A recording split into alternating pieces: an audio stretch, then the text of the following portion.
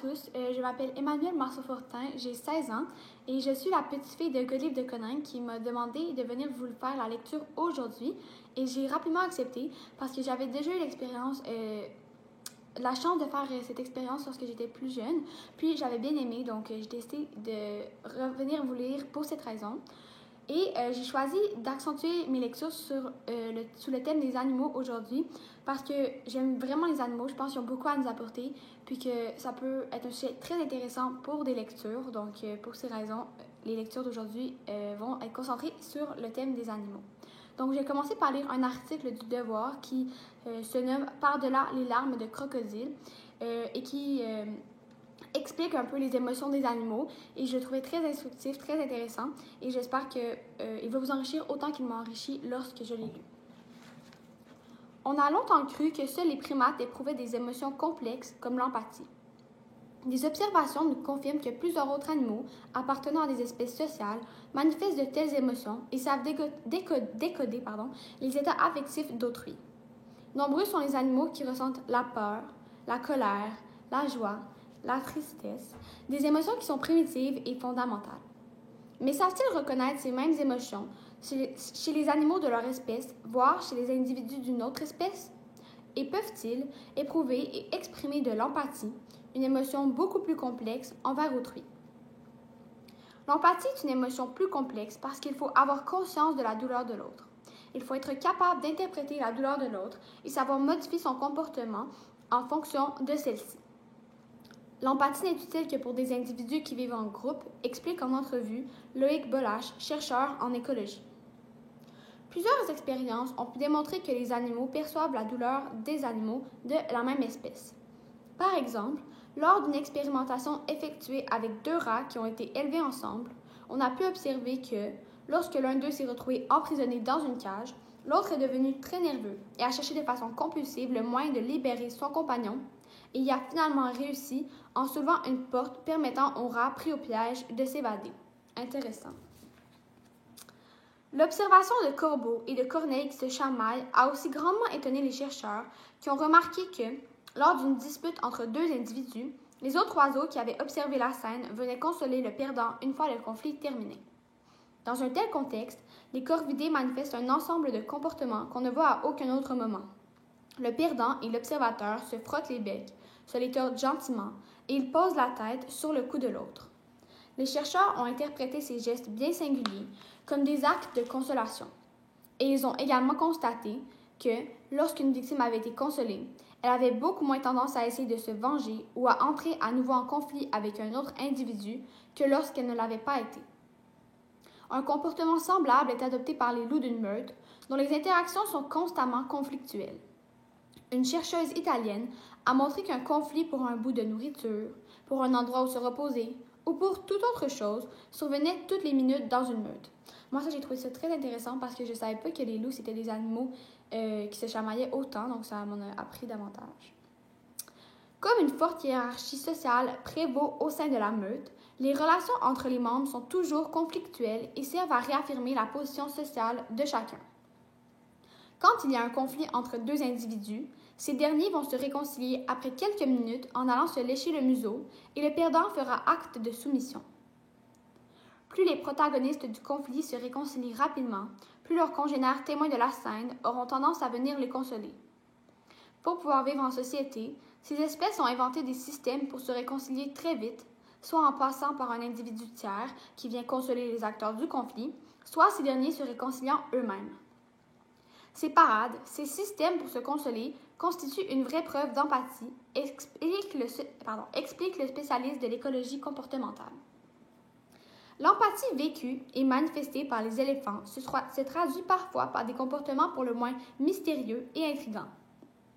Des chercheurs ont vu des éléphants s'arrêter auprès d'un squelette de leur espèce qu'ils avaient trouvé, par hasard, dans la savane et manipuler ses ossements délicatement et longuement pendant parfois près d'1 heure, comme s'il pleurait un proche. Une chercheuse américaine a pour sa part observé la matriarche d'un groupe d'éléphants qui, alors qu'elle agonisait, s'est éloignée de sa tribu pour aller mourir tranquille. La matriarche d'un groupe voisin est alors venue la rejoindre, essayant périodiquement de la relever et l'a accompagnée pendant ses derniers moments, pendant plus de 48 jours. C'est vraiment très long. Votre chien vous observe toute la journée parce que c'est vous qui lui donnez à manger, qui le caressez, qui le promenez. Il est entièrement dépendant de vous. Il est extrêmement attentif à vos moindres gestes. Il apprend à tout décoder de vous. Du coup, quand vous n'êtes pas bien ou quand vous êtes triste, il le perçoit sans aucun doute, ajoute Loïc Bolache. On pense que les animaux ne sont pas totalement étrangers à nos douleurs et à nos souffrances. L'empathie existe entre les individus d'une même espèce, mais aussi entre nous, humains, et nos animaux de compagnie. Entre le chat et celui qui l'a domestiqué, on ne sait jamais qui est le maître, car la domestication est un échange, une coopération entre les individus. On a un intérêt commun à être ensemble. Quand on est moins bien, l'animal nous aide, et inversement, quand il n'est pas bien, il vient sur nos genoux pour se faire caresser, fait remarquer le chercheur. Alors, ensuite, on parle de Paul Barton.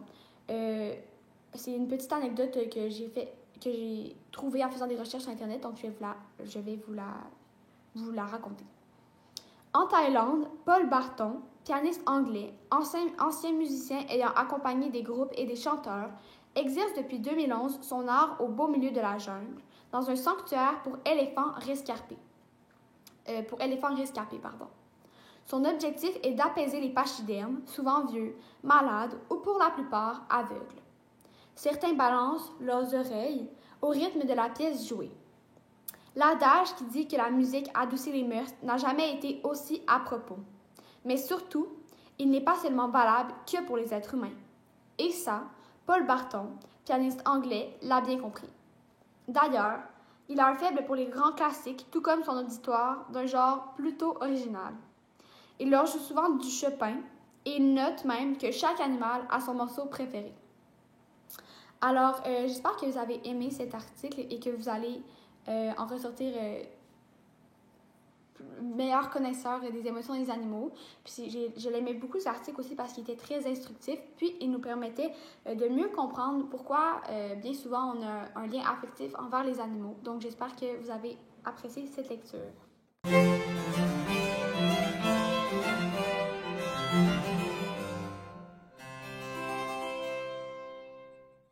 Alors maintenant, pour ce qui est de mon deuxième texte, je vais vous raconter un conte d'Alphonse Audet que la plupart d'entre vous connaissez probablement. C'est La chèvre de Monsieur Séguin dans ce livre. Puis, je trouve intéressant de vous lire ce texte parce que c'est un classique qui passe à travers le temps, mais l'histoire en reste toujours pour autant émouvante. Alors, c'est ce que je vais vous lire, La chèvre de Monsieur Séguin. Monsieur Séguin n'avait jamais eu de bonheur avec ses chèvres. Il les perdait toutes de la même façon. Un beau matin, elles cassaient leurs cordes, s'en allaient dans la montagne, et là-haut, le loup les mangeait. Ni les caresses de leur maître, ni la peur du loup, rien ne les retenait. C'étaient, paraît-il, des chèvres indépendantes, voulant à tout prix le grand air et la liberté. Le brave Monsieur Séguin, qui ne comprenait rien au caractère de ces bêtes, était consterné. Il disait: « C'est fini, les chèvres s'ennuient chez moi, je n'en garderai pas une. » Cependant, il ne se découragea pas, et après avoir perdu 6 chèvres de la même manière, il en acheta une 7e. Seulement cette fois, il eut soin de la prendre toute jeune pour qu'elle s'habituât à demeurer chez lui. Ah, qu'elle était jolie, la petite chèvre de Monsieur Séguin! Qu'elle était jolie avec ses yeux doux, sa barbiche de sous-officier, ses sabots noirs et luisants, ses cornes zébrées et ses longs poils blancs qui lui faisaient une cape. C'était presque aussi charmant que le cabri d'Esmeralda. Et puis, docile, caressante, se laissant traire sans bouger, sans mettre son pied dans l'écuelle, un amour de petite chèvre. Monsieur Séguin avait derrière sa maison un enclos entouré de bépines. C'est là qu'il mit la nouvelle pensionnaire. Il l'attacha à un pieu, au plus bel endroit du pré, en ayant soin de lui laisser beaucoup de cordes, et de temps en temps, il venait voir si elle était bien. La chèvre se trouvait très heureuse et broutait l'herbe de si bon cœur que M. Séguin était ravi. « Enfin, pensa le pauvre homme, en voilà une qui ne s'ennuiera pas chez moi. » M. Séguin se trompait. Sa chèvre s'ennuya. Un jour, elle se dit, en regardant la montagne, « Comme on doit être bien là-haut! Quel plaisir de gambader dans la bruyère, sans cette maudite longe qui vous écorche le cou! C'est bon pour l'âne ou pour le bœuf de brouter dans un clos. Les chèvres, il leur faut du large. » À partir de ce moment, l'herbe du clos lui parut fade. L'ennui lui vint. Elle maigrit, son lait se fit rare. C'était pitié de l'avoir tiré tout le jour sur sa longe, la tête tournée du côté de la montagne, la narine ouverte en faisant « mais » tristement. M. Séguin s'apercevait bien que sa chèvre avait quelque chose, mais il ne savait pas ce que c'était. Un matin, comme il l'achevait de la traire, la chèvre se retourna et lui dit dans son patois « Écoutez, M. Séguin, je me languis chez vous. Laissez-moi aller dans la montagne. »« Ah, mon Dieu! Elle aussi » cria M. Séguin, stupéfait. Et du coup, il laissa tomber son écuelle, puis, s'asseyant dans l'herbe à côté de sa chèvre, il dit « Comment, Blanquette, tu veux me quitter ?» Et Blanquette répondit « Oui, M. Séguin. Est-ce que l'herbe te manque ici? »« Oh, non, M. Séguin. Tu es peut-être attaché de trop court. Veux-tu que j'allonge ta corde? »« Ce n'est pas la peine, M. Séguin. »« Alors, qu'est-ce qu'il te faut? Qu'est-ce que tu veux? » dit M. Séguin. « Je veux aller dans la montagne, M. Séguin. »« Mais malheureuse, tu ne sais pas qu'il y a le loup dans la montagne? Que feras-tu quand il viendra? »« Je lui donnerai des coups de corne, M. Séguin. »« Le loup se moque bien de tes cornes. Il m'a mangé des biques autrement encornées que toi. Tu sais bien, la pauvre Renaude qui était ici l'an dernier, une maîtresse chèvre, forte et méchante comme un bouc. Elle s'est battue avec le loup toute la nuit, puis le matin, le loup l'a mangée. Pécaire, pauvre Renaude, ça ne fait rien, monsieur Séguin. Laissez-moi aller dans la montagne. Bonté divine, dit M. Séguin. Mais qu'est-ce qu'on leur a donc fait à mes chèvres? Encore une que le loup va me manger. Eh bien non, je te sauverai malgré toi. Et de peur que tu ne rompes ta corde, je vais t'enfermer dans l'étable et tu y resteras toujours. Là-dessus, M. Séguin emporta la chèvre dans une étable toute noire, dont il ferma la porte à double tour. Cependant, il avait oublié la fenêtre, et à peine eut-il tourné que la petite s'en alla. Quand la chèvre blanche arriva dans la montagne, ce fut un ravissement général. Jamais les vieux sapins n'avaient rien vu d'aussi joli. On la reçut comme une petite reine. Les châtaigniers se baissaient jusqu'à terre pour la caresser du bout de leurs branches. Les genêts d'or s'ouvraient sur son passage et sentaient bon tant qu'ils pouvaient. Toute la montagne lui faisait fête. Tu penses, si notre chèvre était heureuse. Plus de cordes, plus de pieux, rien qui ne l'empêchât de gambader, de brouter à sa guise. C'est là qu'il y en avait de l'herbe, jusque par-dessus les cornes, mon cher. Et quelle herbe! Savoureuse, fine, dentelée, faite de 1000 plantes. C'était bien autre chose que le gazon du clos. Et les fleurs donc, de grandes campanules bleues, des digitales de pourpre, toute une forêt de fleurs sauvages débordant de sucre capiteux. La chèvre blanche, à moitié saoule, se vautrait là-dedans, les jambes en l'air, et roulait le long des talus, pêle-mêle, avec les feuilles tombées et les châtaignes. Puis, tout à coup, elle se redressait d'un bond sur ses pattes. Hop! La voilà partie, la tête en avant, à travers les maquis et les buissières, tantôt sur un pic, tantôt au fond d'un ravin, là-haut, en bas, partout. On aurait dit qu'il y avait 10 chèvres de M. Séguin dans la montagne. C'est qu'elle n'avait peur de rien, la Blanquette. Elle franchissait d'un saut de grands torrents qui l'éclaboussaient au passage de poussière humide et d'écume. Alors, toute ruisselante, elle allait s'étendre sur quelques roches plates et se faisait sécher par le soleil. Une fois, s'avançant au bord d'un plateau, une fleur de cité aux dents, elle aperçut en bas, tout en bas dans la plaine, la maison de M. Séguin. Cela la fit rire aux larmes. « Que c'est petit, dit-il. Comment ai-je pu tenir là-dedans? » Pauvrette, de se voir si haut perché, elle se croyait au moins aussi grande que le monde. En somme, ce fut une bonne journée pour la chèvre de M. Séguin. Vers le milieu du jour, en courant de droite et de gauche, elle tomba dans une troupe de chamois en train de croquer une lambrusque à belles dents. Notre petite coureuse en robe blanche fit sensation. On lui donna la meilleure place à la lambrusque, et tous ces messieurs furent très galants. Il paraît même qu'un jeune chamois eut la bonne fortune de plaire à Blanquette. Les deux amoureux s'égarèrent parmi le bois 1 heure ou 2, et si tu veux savoir ce qu'ils se dirent, va le demander aux sources bavardes qui courent invisibles dans la mousse. Tout à coup, le vent fraîchit. La montagne devint violente. C'était le soir. Déjà, dit la petite chèvre, et elle s'arrêta fort étonnée. En bas, les champs étaient noyés de brume.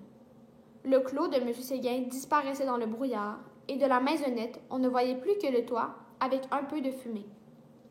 Elle écouta les clochettes d'un troupeau qu'on ramenait, et se sentit l'âme toute triste.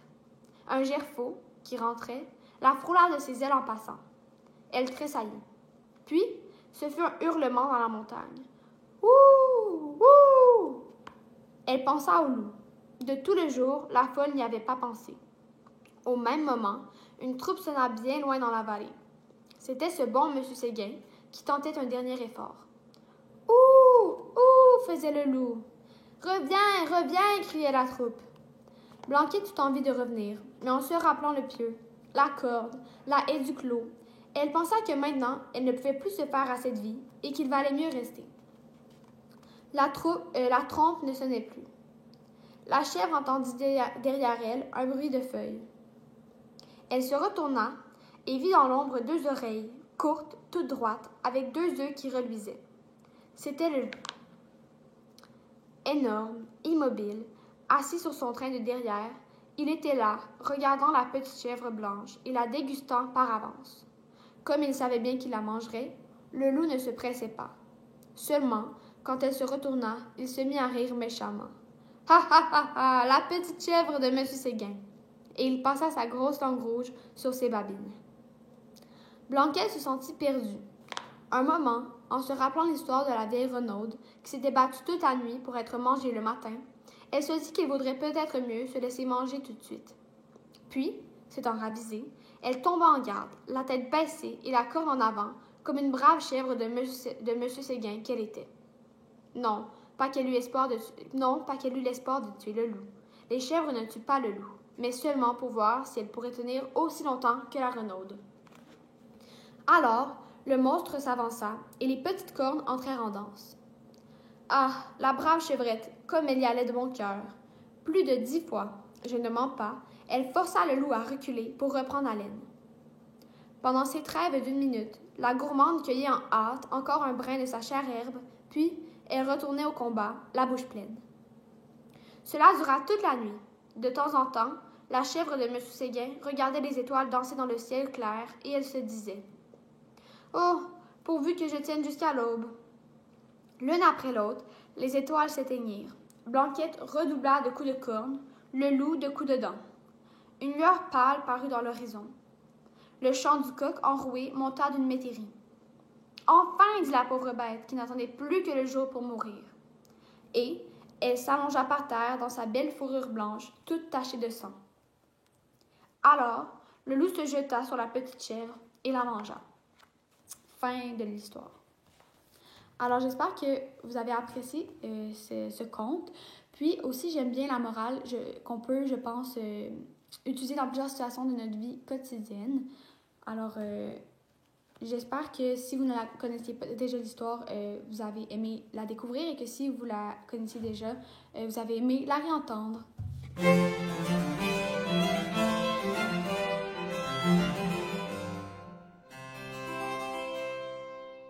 Cette fois-ci, l'histoire que je vais vous lire est une histoire vraie, l'histoire d'un chien qui s'appelle Balto, qui a fait un acte extraordinaire et qui a aidé la population d'une ville. Puis, je pense que ça peut nous faire réaliser à quel point les animaux peuvent avoir un impact positif dans notre vie quotidienne. Donc, c'est pour ça que j'ai choisi cette histoire. Je la trouvais intéressante et spéciale. Balto est né en Alaska, dans l'élevage de Leonard Seppala, qui travaillait pour une compagnie minière en tant que conducteur de traîneau à chiens. À l'âge de 6 mois, il fut castré car il était trop grand et ses traits étaient considérés trop grossiers pour un husky de l'époque. Le standard de l'époque recherchait des chiens plus fins et légers sur pattes destinés à la course. Avant de connaître la célébrité, Balto effectuait en traîneau des réapprovisionnements pour les miniers. En janvier 1925, la diphtérie, maladie mortelle qui attaque les enfants, se développa à Nome, une petite ville d'Alaska. Du sérum est demandé en urgence à tous les hôpitaux des alentours.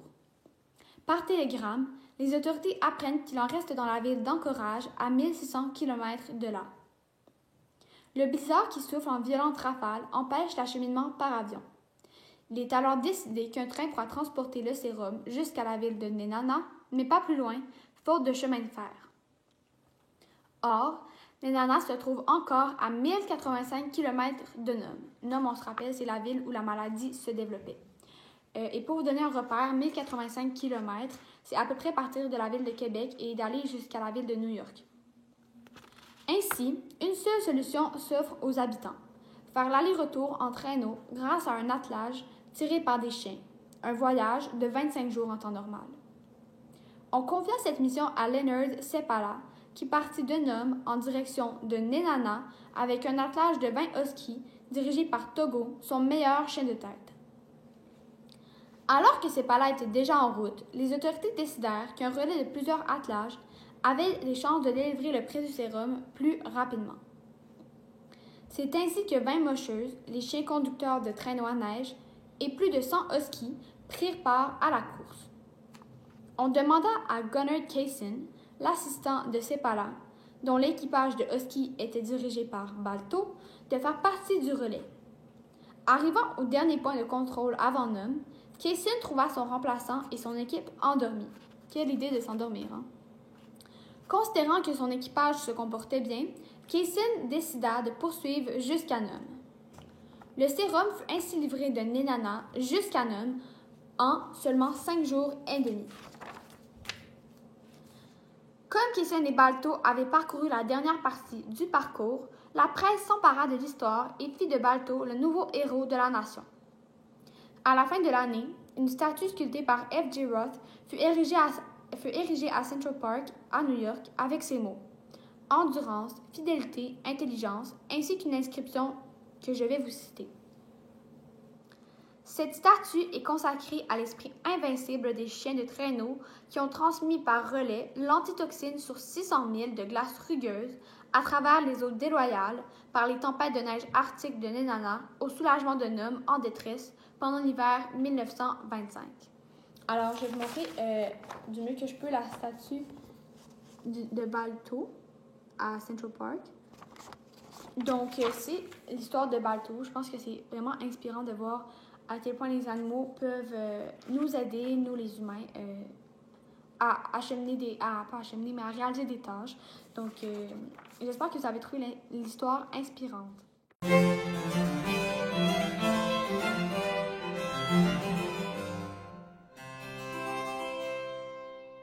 Pour conclure la lecture d'aujourd'hui, j'avais pensé faire une petite activité amusante, mais si on avait été en personne, ça aurait pu être un peu plus interactif. Donc, j'espère, mais je vous invite à faire le développement dans votre tête si ça vous intéresse. Mais je vais vous lire quelques expressions d'animaux, surtout les animaux dont on a parlé aujourd'hui, pour nous faire réaliser à quel point les animaux sont présents dans notre vie quotidienne et même dans notre langue. Alors, tout d'abord, on vient de parler de Balto le chien, donc je vais vous dire 2 expressions avec les chiens que vous connaissez probablement. Les deux, vous les connaissez probablement. Tout d'abord, on a avoir du chien, ce qui veut dire être très courageux, oser. Puis, on a être malade comme un chien.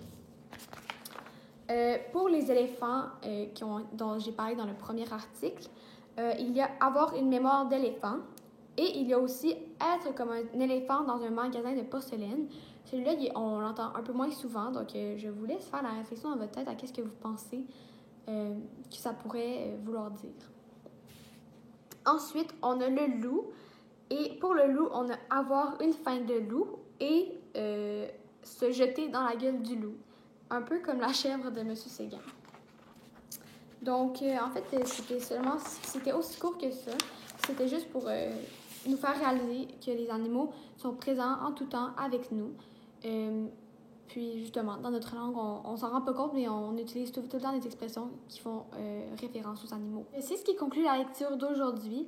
J'espère que ça vous a intéressé, que vous avez été divertis et que vous avez trouvé les lectures amusantes. Moi, je vous remercie de m'avoir permis d'être votre lectrice aujourd'hui et de m'avoir écoutée.